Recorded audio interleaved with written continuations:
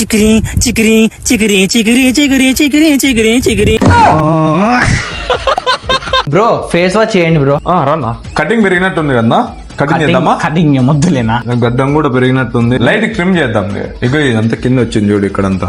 నేను చెప్పింది ఒకటి చేయండి, నాకు కావాల్సిండేది ఫేస్ వాష్ అదొకటి. ఇవేమి ఏమొద్దు ఏమొద్దు కాదు నేను రాలే ఉన్నాను కాదు మన నడ్డి కేంటి కాదు నాకు గిచ్చలే ఐదు పీక్తానా.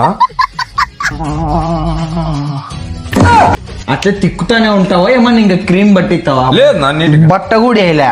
లేదు నీటికి అప్పుడు మర్చిపోయినాను.